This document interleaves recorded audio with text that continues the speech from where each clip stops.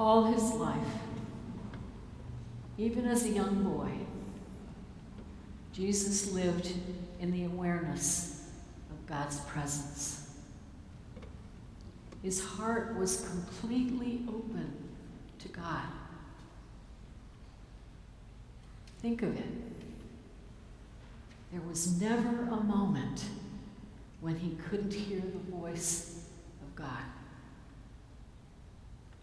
At his baptism and on the Mount of the Transfiguration, he heard God say that he was the beloved Son. He heard that he had pleased God. He loved hearing that voice so much that he often went off by himself to listen and to delight in it. It didn't matter whether he'd had a good day when those he taught welcomed him, or a not so good day when he had to brush the dust off his sandals and get out of town. There was always that voice of love and healing and wisdom and guidance and peace.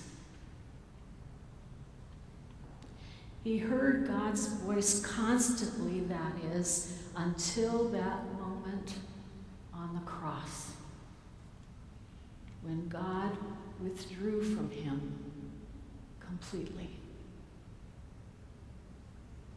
When that space in his heart, which had been filled his entire life with the presence of the living God, was now an empty void.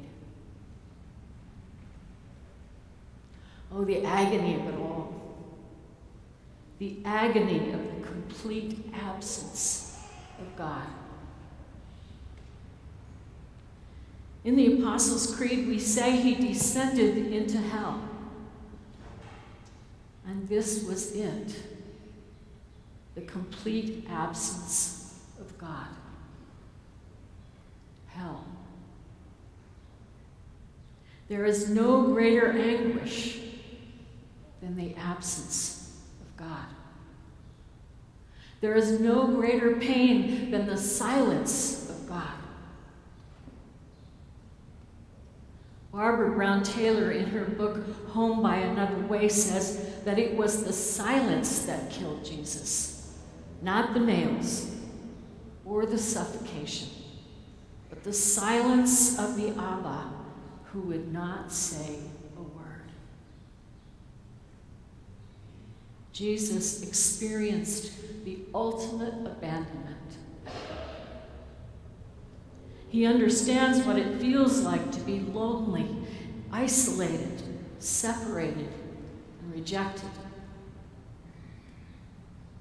And because Jesus was willing to endure this ultimate abandonment, the ultimate silence, none of us will ever have to. Jesus has experienced that hell so that we will never have to. Even when we experience abandonment, loneliness, isolation, separation, or rejection at the hands of others, or even when we suffer from the memories of our past hurts, we have this companion who has been there, has experienced that sense of abandonment at its most profound, and has overcome it. Jesus, our companion, is there to accompany us in the midst of our pain and to help us overcome it. He will always be there for us. Nothing will ever cause him to turn away.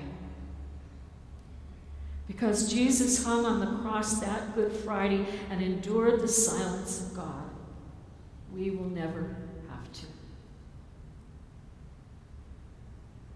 As he hung on that cross, gasping for breath, close to the very end of those long 3 hours of torture, Jesus said, "It is finished."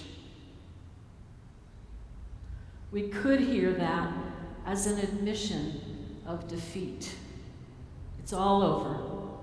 Everything I'd ever hoped to do and teach and give, it's no use. They didn't listen. It is finished. But it wasn't an admission of defeat. It was a pronouncement that Jesus had completed all that God had sent him to do. His mission was finished. He had done the will of God completely and perfectly. And what was that mission? In John 6:38-40, Jesus tells us, "This is the will of the one who sent me, that I should not lose even one of those he has given me, but should raise them up on the last day." In the wonderful I am declarations in John's Gospel, Jesus says that he came to be the bread of life, the light of the world, the gate of the sheepfold, the good shepherd, the true vine, the way, the truth, and the life, the resurrection and the life. He had fulfilled all that God intended for him to do and to be. He had put his life on the line, had gone against the teaching of the religious authorities in order to show them a new way of relating to God. He had been willing to endure the wrath of the religious leaders and even to die in order to show them that their religious practices and beliefs were killing them. He was willing to experience a broken heart so that God could come and break through our hearts of stone. This was Jesus' passion, and he lived it to the very last moment of his life.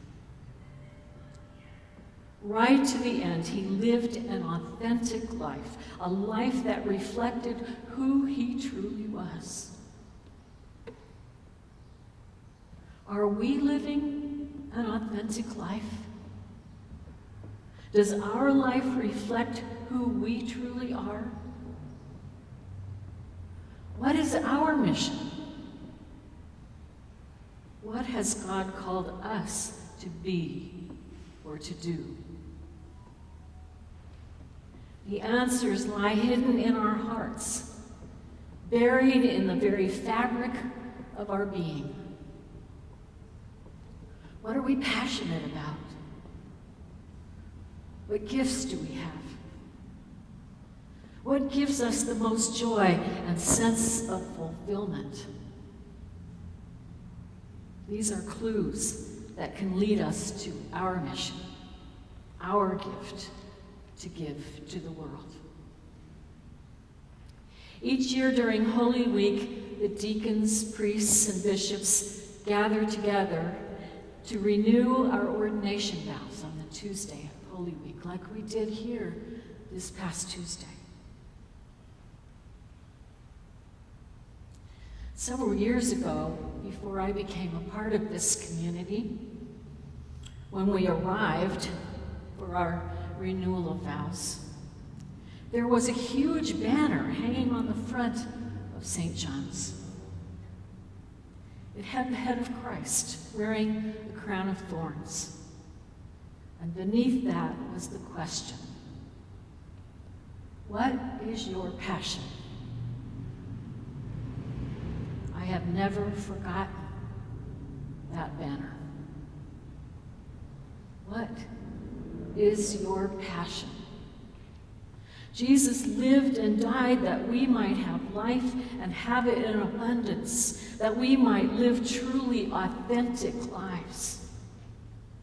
Today, we have an opportunity to reclaim that.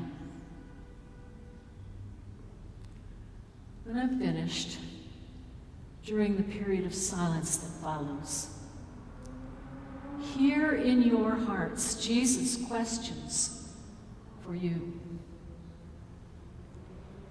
What is your mission? What is your gift to give to the world? What are your talents and gifts? What has God called you to be or to do? What gives you joy? What gives you a sense of fulfillment? On this day of Jesus' passion, what is your passion?